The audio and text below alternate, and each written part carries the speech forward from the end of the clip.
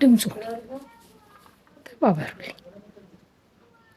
አቅም ላለው ቤት መስጠት ለሚችል ወይም ደግሞ የቀበሌ የሚሆን እንደ ክብርት አዳነች አቤቤ እየተሰራ የሚሰጠውን ቤት ገንዘብ የለኝም። ሰላም ጤና ይስጥልኝ ውድ የተከበራችሁ የቻናላችን ቤተሰቦች፣ ዛሬ ይዘንላችሁ የቀረብነው መረጃ ሁላችንንም ሊያስደነግጥ ልባችንን ሊሰብረውና ልንመረምረው የሚገባ እውነተኛ ታሪክ ነው። በኢትዮጵያ የፊልም ታሪክ ውስጥ እናት ሲባል መጀመሪያ በአእምሯችን ላይ የሚመጣ አንድ ትልቅ ስም አለ። በፊልም ስራዎቿ ሁሉ የእናትነትን እውነተኛ ፍቅር፣ መስዋዕትነትን፣ እንባንና ርኅራኄን ያስተማረችን፣ በየሳሎኖቻችን ገብታ ከኛ ጋር አብራ ያለቀሰችና ያስለቀሰችን ያቺ ሁላችንም የምናውቃት ታላቅ አርቲስት ዛሬ ግን ከፊልም ካሜራ ጀርባ ሌላ እውነተኛና አሳዛኝ የሕይወት ድራማ ውስጥ ትገኛለች። አዎ፣ ይቺ የጥበብ እናታችን በጣም ቸግሮኛል፣ እባካችሁ ለሚመለከተው አካልና ለሕዝቤ አድርሱልኝ፣ ድረሱልኝ ስትል በእንባ የታጠበ የእርዳታ ጥሪዋን አስተላልፋለች።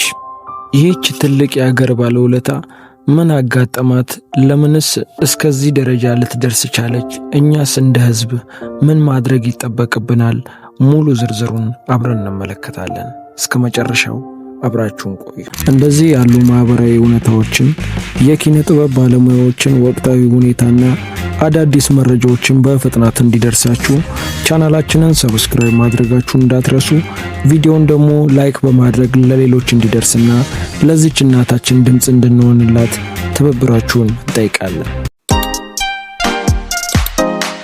ይህች ታላቅ አርቲስት የማያውቃት የኢትዮጵያ የፊልም ተመልካች የለም ቢባል ማጋነን አይሆንም።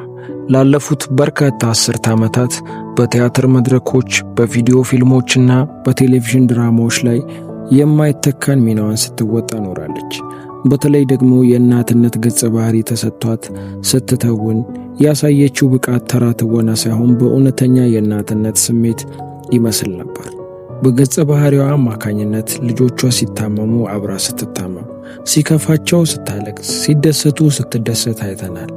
እሷ ለኪነ ጥበቡ ስትል ወጣትነቷን ሰጥታለች። እሷ ለሕዝብ መዝናናትና መማር ስትል ሕይወቷን ሙሉ በመድረክና በካሜራ ፊት አሳልፋለች። ነገር ግን የጥበብ ሰዎች ሕይወት ሁል ጊዜ በስክሪን ላይ እንደምናየው ውብና የተሟላ አይደለም። ከማጨብጨቡና ከዝናው በስተጀርባ ያሉ ፈተናዎችን ዛሬ ይቺን እናታችንን ላስከፊ ችግር አጋልጧታል። ይህች አንጋፋ አርቲስት በቅርቡ በሰጠችው ይፋዊ ቃልና በቪዲዮ ባስተላለፈችው መልእክት አሁን ላይ ያለችበት ሁኔታ እጅግ አሳሳቢ ደረጃ ላይ መድረሱን ገልጻለች። አዎ፣ ድምፁ ተባበሩልኝ። አቅም ላለው ቤት መስጠት ለሚችል ወይም ደግሞ የቀበሌ የሚሆን እንደ ክብርት አዳነች አቤቤ እየተሰራ የሚሰጠውን ቤት ገንዘብ የለኝም። ቤት ተባበሩና ስሩ ተብሎ ቅድመ ክፍያ 5 ሚሊዮን ብር፣ 5 ብር እኮ የለኝም። ቅድመ ክፍያው ተከፈለ እንበል። ከዛስ በኋላ ቤቱ እስኪያልቅ ድረስ የሚወጣው ወጪ እኮ የለኝም። ያለኝ ፈጣሪ መድኃኒዓለም እናቱና ልጁ።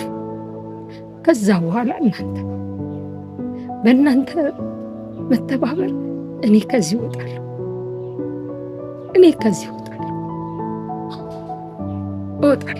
የዚህች እናታችን ጥሪ የእሷ ብቻ የግል ችግር አይደለም።